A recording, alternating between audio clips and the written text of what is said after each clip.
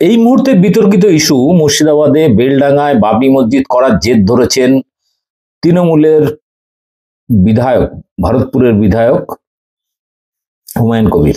যদিও তাকে আজকে সাসপেন্ড করেছে তৃণমূল কংগ্রেস, হয়তো কাল পরশুর মধ্যে বিধায়ক পদ থেকেও তিনি ইস্তফা দেবেন। কিন্তু এই মুহূর্তে সব থেকে বহুল চর্চিত এই বিতর্কিত ইস্যু নিয়ে কলকাতা হাইকোর্টে একটি জনস্বার্থ মামলা করেছেন জয়নগরের ডক্টর আব্দুস সালাম। তার বক্তব্য কোনো মিডিয়াতে সেইভাবে দেখাচ্ছে না। তিনি কেন মামলাটা করেছেন, কোন তাগিদ থেকে?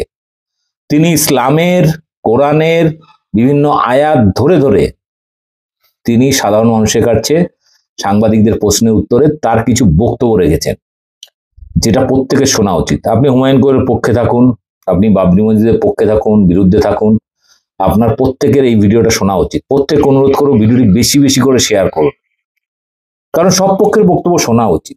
এক পেশে একমাত্র ব্যক্তির লেজ ধরে থাকা বা একটা গোষ্ঠীর বা একটা ধর্মের প্রতি অন্ধ বিশ্বাস হয়ে থাকার কারণে অনেকেই দাঙ্গায় বা বিভিন্ন ধরনের বিদ্বেষের শিকার হয়। প্রত্যেককে অনুরোধ করছি, সবার মতামত নিন। মতামত নেওয়ার পরে যেটা ঠিক মনে হবে আপনি সেটা গ্রহণ করতে পারেন। আপনার প্রশ্ন থাকলে অবশ্যই প্রশ্ন করুন, অবশ্যই পরের এপিসোডে আপনার মতামতের উত্তর দেওয়া হবে। এই মুহূর্তে দেখুন কেন হুমায়ুন কবিরের বিরুদ্ধে কলকাতা হাইকোর্টে জনস্বার্থ মামলা করেছেন একজন মুসলিম যুবক। আপনার বাড়ি হচ্ছে জয়নগর, জয়নগর তাই তো? জয়নগর তো? হ্যাঁ, জয়নগর। হুমায়ুন কবিরের আইনজীবী তিনি বলছেন যে জয়নগর থেকে ডক্টর আব্দুস সালাম, তিনি কিভাবে বুঝতে পারলেন যে মুর্শিদাবাদ সেই জায়গায় ল অ্যান্ড অর্ডার ডিস্টার্ব হবে, সেই জায়গায় ল অ্যান্ড অর্ডার ভেঙে পড়বে, সেই জন্য আপনি মামলা করেছেন? প্রথমেই বলি, আমি ভারতীয় সংবিধানের ধর্মনিরপেক্ষতা এবং সাম্প্রদায়িক সম্প্রীতির অক্ষুণ্ণতায় বিশ্বাসী। এটা কিভাবে বুঝতে পারলাম? এটা তো সোশ্যাল মিডিয়া থেকে শুরু করে রেপুটেড সমস্ত নিউজ চ্যানেলে প্রচারিত যে মুর্শিদাবাদের টিএমসি বিধায়ক হুমায়ুন কবির তিনি বাবরি নামে আবার একটা মসজিদ গঠন করতে চলেছেন, শিলান্যাস করতে চলেছেন।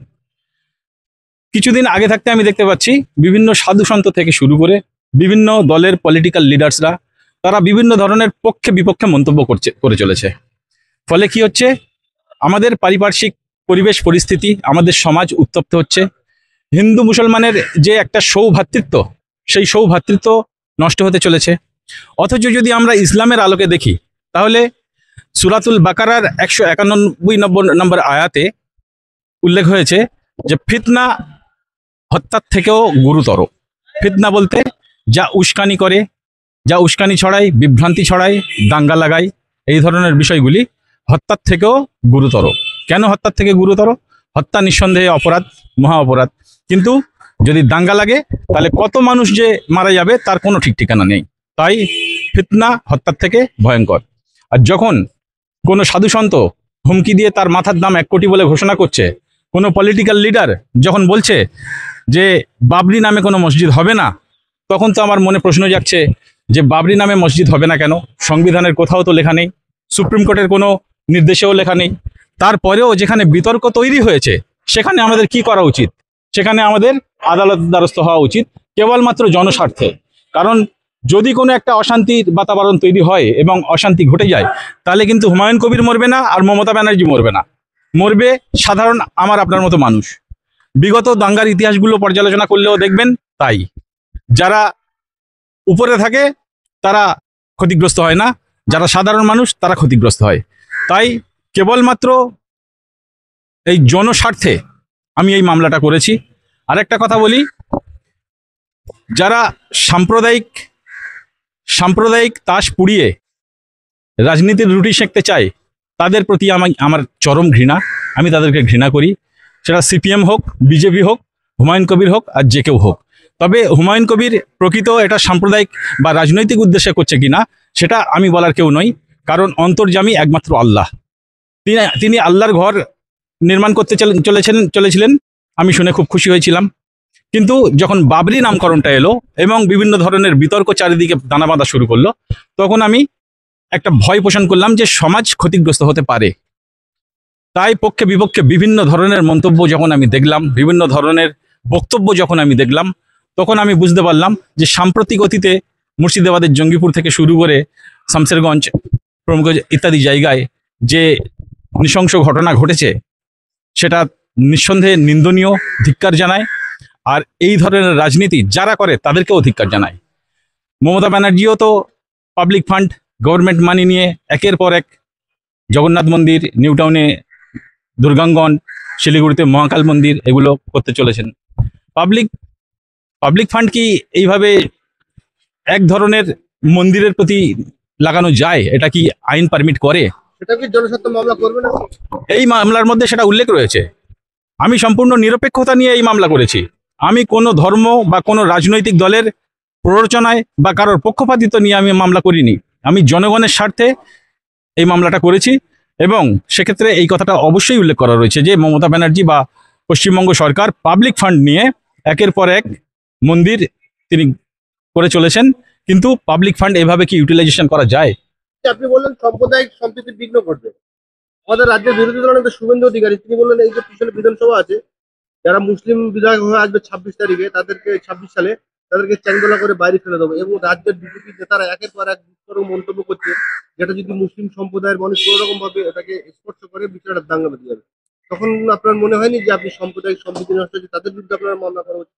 নিঃসন্দেহে, কিন্তু সবসময় সাদ আর সাধ্যের মধ্যে যদি বাদ সাধে তখন আপনি কি করবেন? আমার তো অর্থনৈতিক সাকুল্য নেই অত যে প্রত্যেক বিষয়ে আমি একটা করে জনস্বার্থ মামলা করব। আমাদের কোরআন হাদিসের আলোক থেকে যদি বলা যায় যেখানে তুমি হাত দিয়ে প্রতিরোধ করতে পারবে সেখানে হাত দিয়ে প্রতিরোধ করো। হাত দিয়ে প্রতিরোধ করতে যদি তুমি অক্ষম হও তাহলে মুখ দিয়ে প্রতিরোধ করো, না হলে তুমি অন্তর থেকে ঘৃণা করে সেখান থেকে সরে এসো। তো এটাও আমার অন্তরে ঘা লেগেছে, কারণ শুভেন্দু অধিকারীর মতো রাজনীতিবিদ এরা বুঝেছেন যে রাজনীতি হলো স্বল্পকালীন ধর্ম আর ধর্ম হলো দীর্ঘকালীন রাজনীতি। তাই রাজনীতির তাস পুড়িয়ে এরা একের পর এক সাম্প্রদায়িক তাস পুড়িয়ে রাজনীতির রুটি সেঁকছে। তাই এর প্রতি ধিক্কার জানিয়ে জনগণকে সুরক্ষিত করার উদ্দেশ্যে আমি নিজের গাঁটের টাকা খরচা করে রেপুটেড লয়ার ধরে কলকাতা হাইকোর্টে জনস্বার্থ মামলা করেছি।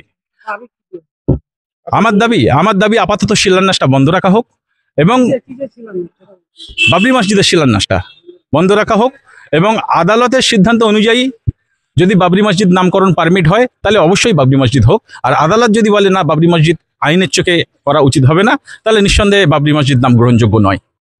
মসজিদ তো যে কোনো নাম দিয়ে করতে পারে। মসজিদ যে কোনো নাম দিয়ে করার ক্ষেত্রে আমি বলবো এখানে শর্ত আছে। কোনো ব্যক্তি নামে মসজিদ করার ক্ষেত্রে শর্ত আছে। যদি সেটা আত্মপ্ররোচনা মানে আত্মপ্রচারণা, নিজেকে প্রচার করার উদ্দেশ্যে হয় বা কোনো রাজনৈতিক স্বার্থে করা হয়, তাহলে সেই উপাসনাটা গ্রহণযোগ্য হবে না আল্লাহর কাছে। সেই উপাসনাটা বরং পাপে পরিণত হবে। কিন্তু হুমায়ুন কবির সাহেব তিনি কোনো রাজনৈতিক উদ্দেশ্য নিয়ে করছেন কি না সেটা আমরা বলতে পারি না। সেটা একমাত্র জানেন যিনি অন্তর্যামী, সেই পরম করুণাময় মহান আল্লাহ পাক তিনি জানেন। না জেনে এটা তো পরম করুণাময় মহান আল্লাহ পাক যিনি অন্তর্যামী কেবলমাত্র তিনিই জানেন।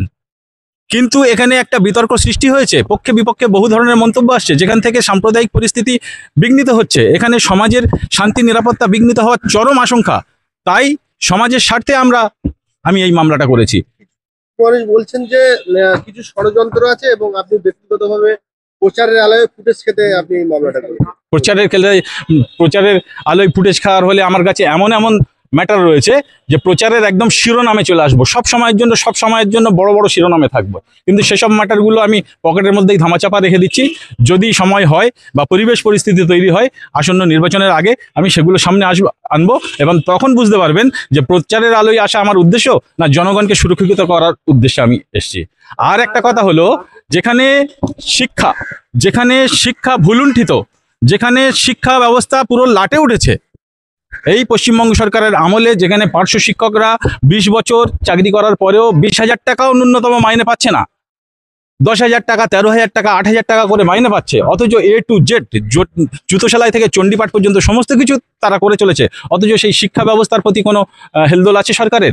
বারবার অনুনয় বিনয় করেছে বিভিন্ন সংগঠন, আমি নিজে অনেক অনুনয় বিনয় করেছি, কিন্তু বিভিন্নভাবে আশ্বাস দেওয়া হয় এবং সেটা ব্যক্তিগত স্তরে আশ্বাস দেওয়া হয়, কিন্তু মমতা ব্যানার্জি এই নিয়ে কোনো মুখ খোলেন না।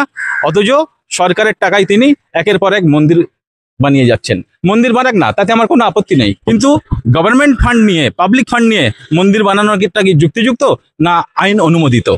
তেমনি বাবরি নামকরণটা যদি আদালতের চোখে অনুমোদিত হয় আমার কোনো সমস্যা নেই, আর আদালত যদি বলে শান্তি শৃঙ্খলা রক্ষার্থে অন্য নামকরণ, তাহলে সেটাই আদালত যেটা বলবে, আইনের চোখটা কি আছে সেটা দেখার জন্যই আমি মামলা করেছি। অযোধ্যায় ও বাবরি মসজিদ করার রায় দিয়েছে, সুপ্রিম কোর্টে কোনো জায়গায় বলেনি যে বাবরি মসজিদের নামে মসজিদ করা যাবে। প্রথমেই বলি, সেই রায়ে এটা স্পষ্টভাবে উল্লেখ হয়েছে যে বাবরি মসজিদ ভাঙাটা ছিল অবৈধ। তাহলে সেই অবৈধ জিনিস নিয়ে যখন শ্রমিক ভট্টাচার্য বলে বাবরিটাকে আমরা পুরো একদম সমান করে দিয়ে এসেছি, এটাও সাম্প্রদায়িক উস্কানিমূলক আচরণ, এবং আমি এই হেড স্পিচকে ঘৃণা করি। এগুলোকে আইনের আওতায় আনার জন্য আমি আগামী দিনে নিশ্চয়ই চেষ্টা করব। কারণ ধর্মীয় তাস দিয়ে রাজনীতি না করে উন্নয়নের রাজনীতি যদি কেউ করতো তাহলে আমি তাকে সমর্থন করতাম। ধন্যবাদ। আপনার নাম? আমার নাম ডক্টর আব্দুল সালাম শেখ, আপনার আইনজীবী? সব্যসাচী চট্টোপাধ্যায় এবং বিকাশ রঞ্জন ভট্টাচার্য।